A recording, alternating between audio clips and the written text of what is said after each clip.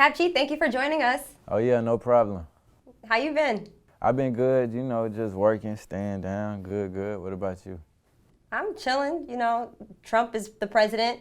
We just found Yeah. out. So, what are your take on that? My take on that, it just shows where we are today, in America. Trump being the president, it shows, how much power we really have. We really don't got power. People out here not voting. People out here got the red bottoms, got the diamond chains on. People want to look fly, want to get the foreign whips when it's those guys in these suits. You know what I'm saying? Who really running the world. And that's junk crazy, man. Trump don't deserve to be president, but it is what it is.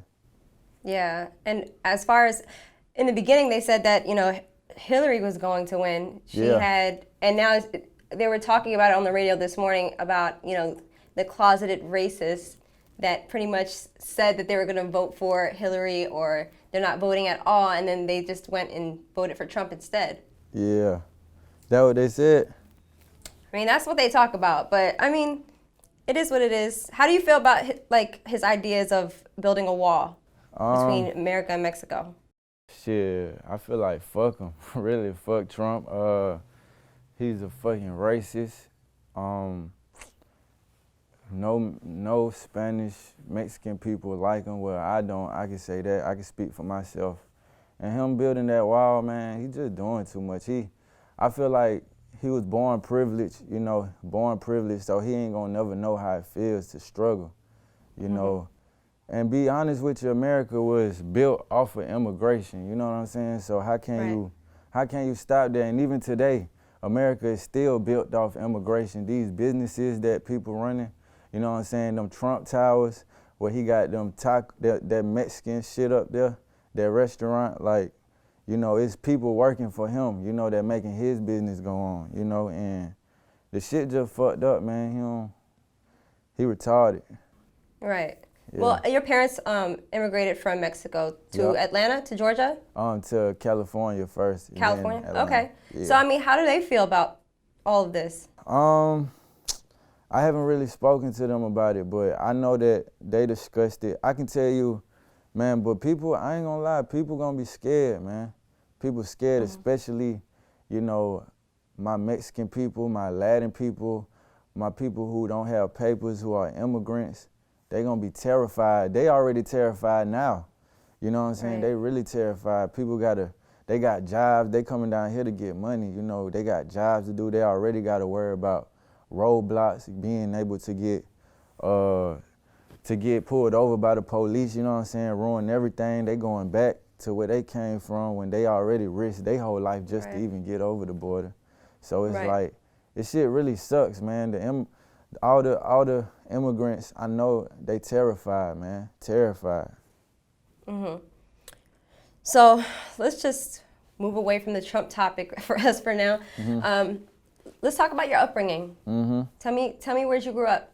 I grew up in College Park, Georgia.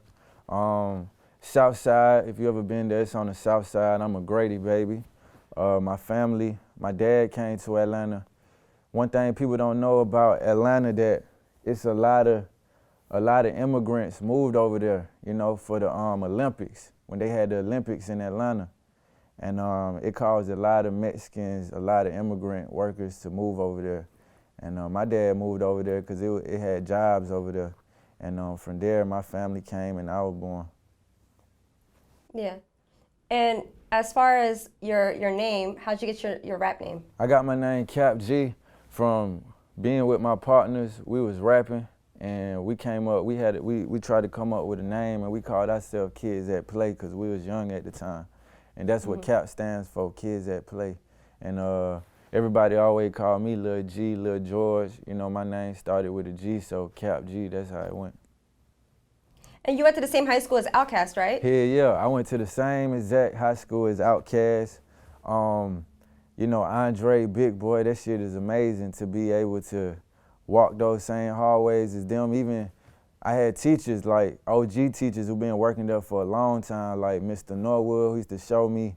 He had he run the video department, And he used to show me videos that they used to be making and stuff, rapping and stuff. It was just amazing. You know, that's one of my favorite groups of all time. Mm-hmm. Yeah. Now, I mean, have you spoken to them? Have you ran into them Yeah. as your fame? Heck yeah, we got ties. That's the family, you know. I got one thing people don't know about me. I got signed by a dude named KP, Kawan Prater, who comes from the Dungeon family. You know, in Dungeon family, they're very iconic in Atlanta and iconic everywhere. You know, that's Goody Mob. You know, that's CeeLo Green, Gip. That's Outkast, Big Boy. That's KP. That's everybody, man, who came up in the dungeon, who was rapping with all them. That's everybody. So I always see them. Andre, Big Boy. I see Big Boy all the time. Stank on your studios, and it's all warm hands with the welcome. You know. Yeah. You already know. And what made you start rapping? Man, for real, what made me start rapping is I was playing basketball at the time. I wanted to go to the NBA, but I could always rhyme and stuff. And one thing about Atlanta, it was kind of like a Harlem Renaissance in Atlanta. Like, you know how back in the day, the Harlem Renaissance, they had so much talent, man. That's how Atlanta was, bro. Like, so much talent. So when you see these rappers who finally making it now, who really young still, you know what I'm saying? I seen a lot of these rappers come up, and even myself, man, I was a part of that. Like, it was a whole movement down in the A. Everybody was rapping. If you was young, everybody was rapping in high school. And I had seen this group rapping. They had got a lot of buzz.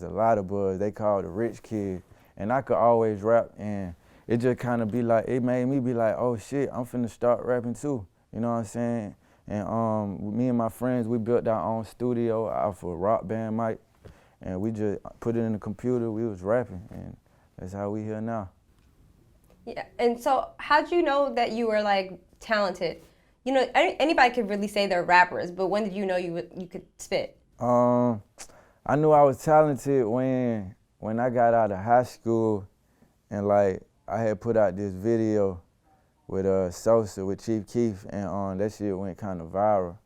And that's when I was like, oh, okay, I got some. Cause I was already making noise in my city, like locally with all the kids in high school, middle school. But like when I start seeing that people knew me in Chicago, people was knowing me in different states, I was like, okay, I can take this far.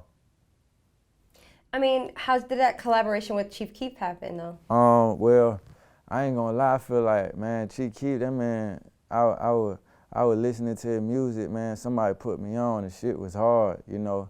That's when he first like started really buzzing, and got in touch with him, and we ended up going to Chicago, shooting the video, all that. Then I shot the video down in my side of town, in the hood, Charlestown, South Side, and it was just amazing.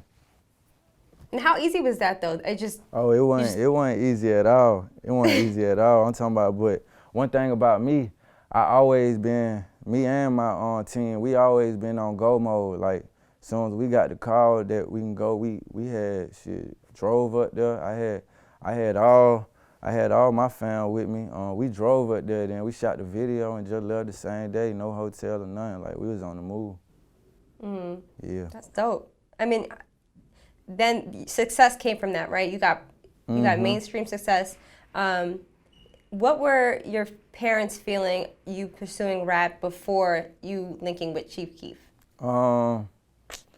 Shoot, I would say I feel like there was like the normal, typical immigrant parents. Like, if you come down here, it's just so much opportunities here in America. So they gonna automatically tell you to get your education, go to college, you know. And me being from here, like, I ain't never really liked school like that, you know. I'ma just be 100. I ain't like school like that. All I did was like the women. I meant the girls. I loved all the girls, and just hang out in the hallways, be fresh. That's all I was doing. And I knew how to get by in class, be cool with the teachers and stuff. But yeah, they wanted me to get my education and shit.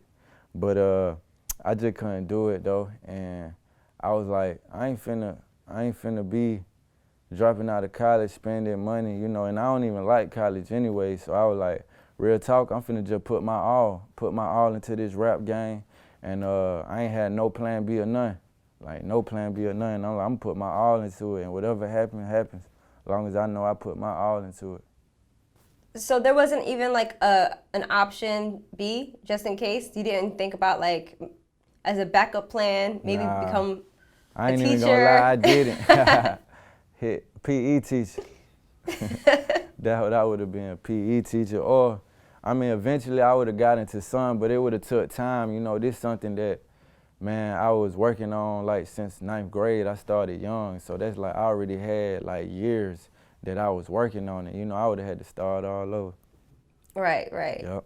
And what were you doing before that for income? Like, what was your jobs?